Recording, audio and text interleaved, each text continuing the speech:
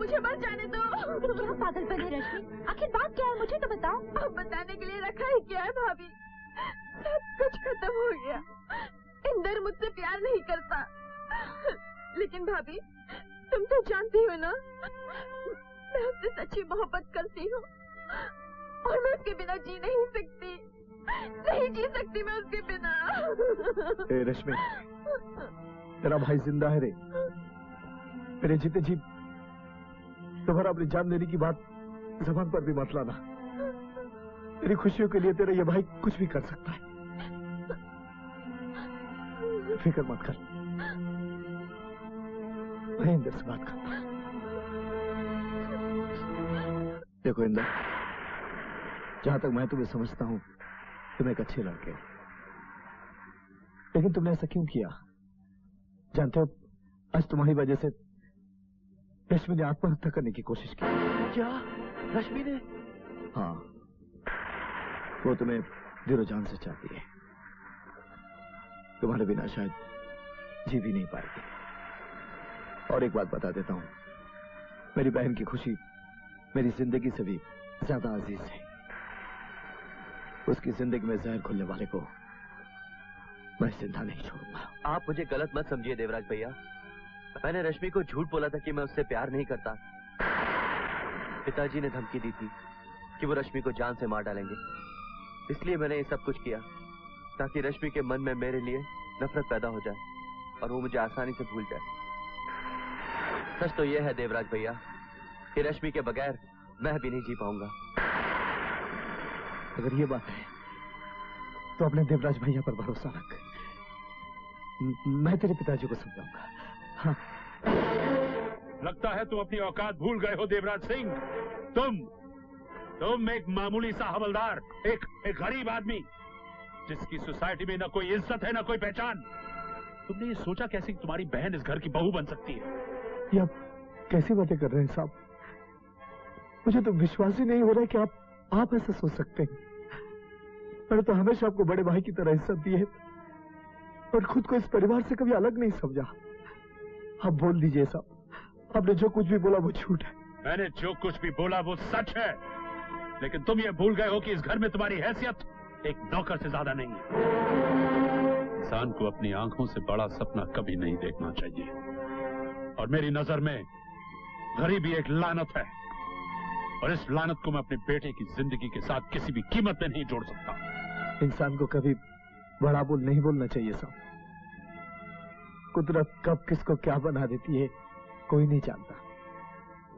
ऊपर वाला जब चाहता है ना साहब, तो राजा को भिखारी और भिखारी को राजा बना देता है। तो फिर तुम एक काम करो, तुम अपने घर जाकर राजा बनने का अपना इंतजार करो, और जिस दिन तुम्हारा भगवान मेहरबान होकर तुम्हें राजा बना दे, फिर अपनी बहन का रिश्ता लेकर मेरे घर में आना।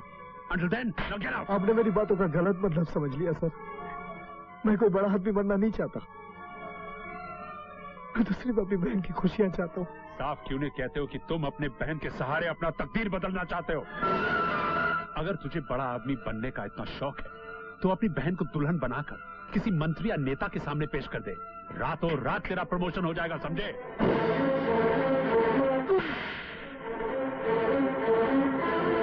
मेरी बहन के लिए तेरी जबान पर ऐसे गंदे शब्द आए कैसे?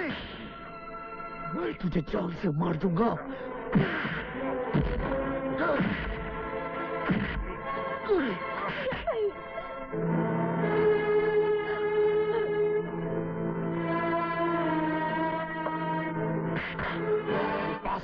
हट जाओ। एसपी त्रिकाल चौधरी पर हाथ उठाया, मैं तुम्हें छोड़ूंगा नहीं देवराज सिंह। ले जाओ इस पागल को, इसी वक्त अब भी इसे सर्विस से निकाल दूंगा। ले जाओ इसे।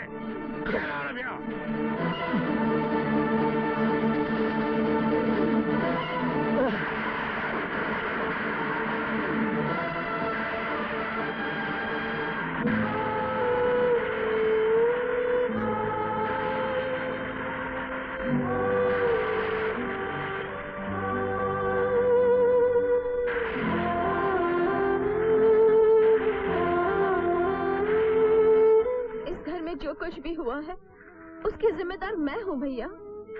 भूल मैंने की और उसकी सजा तुम्हें मिली। तो शायद इसलिए ऐसा सोच रही है कि मेरी नौकरी चली गई। अरे पगली, नौकरी चली गई तो क्या हुआ? अब भी इन बाजू में इतनी ताकत है कि मेहनत मजदूरी करके इस परिवार को चला सकता हूं। लेकिन दुख की बात तो यह है कि मैं तेरे लिए खुशियां लाने गया था, खाली हाथ वापस आ गया। फिर भी तू मायूस नहीं होना, तेरा प्यार तुझे जरूर मिलेगा। मैं तेरी शादी इंदर से कराऊंगा। ये नामुमकिन है। इंदर मुझसे बगावत करके भी देवराज की बहन के साथ शादी नहीं कर सकता, क्योंकि उसके पहले मैं देवराज का खेल खत्म कर दूंगा। तुम सब वही करो जो मैं कहता हूं। Yes sir.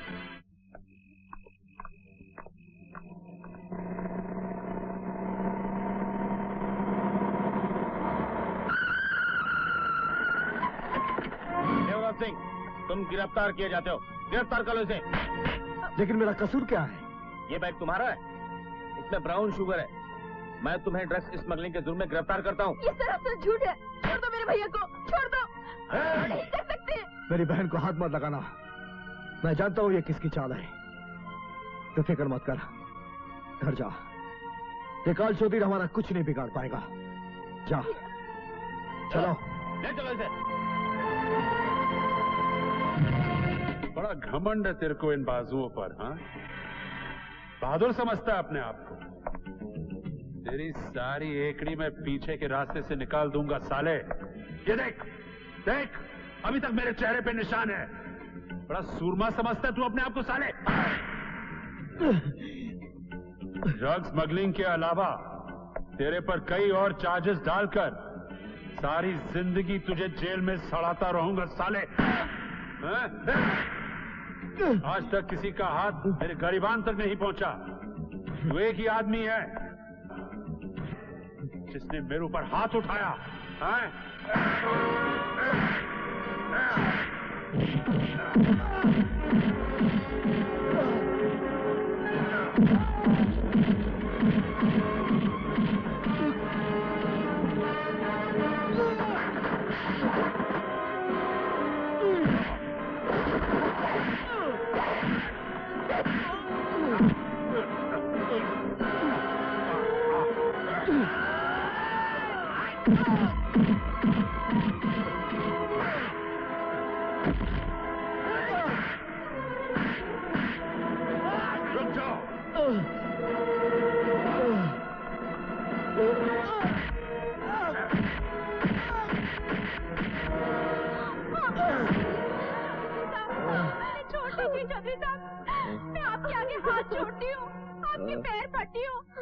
भगवान के लिए हम पर तरस खाइए।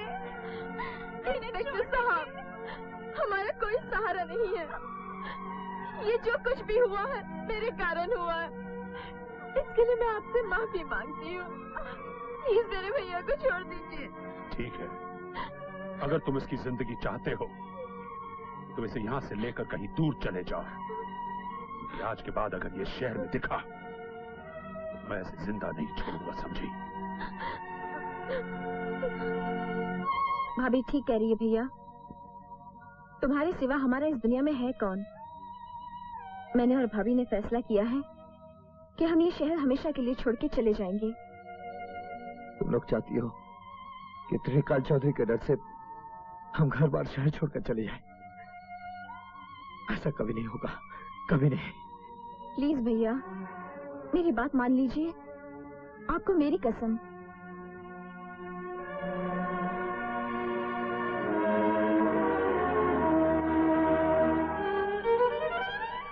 और हमने वो शहर छोड़ दिया। ये सच है कि मैं इंदर से प्यार करती थी, लेकिन अपने प्यार को पाने के लिए अपने पिता से बगावत करने की हिम्मत नहीं थी उसमें।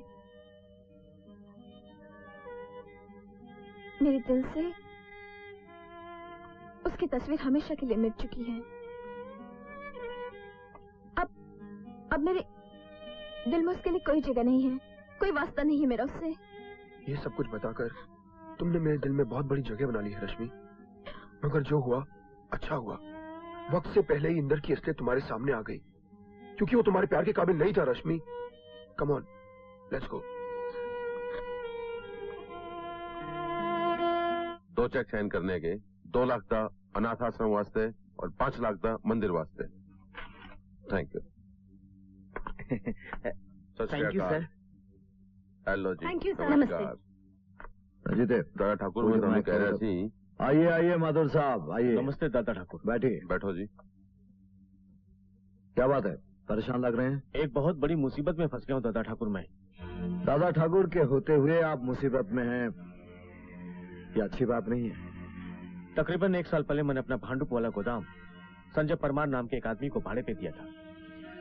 बाद में पता चला कि वो यशवंत अन्ना का आदमी है। उसने अपने नाम से गोदाम के जाली पेपर बनवा लिए। वो अपने आप को गोदाम का मालिक कहता है। आजकल यशवंत अन्ना का छोटा भाई चीता ने भी उस गोदाम में अपना अड्डा बना रखा है। मैं कोर्ट कचहरी के चक्कर में पड़ना नहीं चाहता। आप फिक्र मत कीजिए, 24 घंटे के अंदर आपका गोदाम खाली हो जाएगा।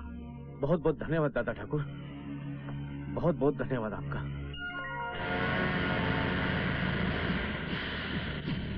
और कितने और ना पावले बदमाश। जीते तू आ गया मरने के लिए। ओए बदमाश, मैं तनु नहीं छटांगा।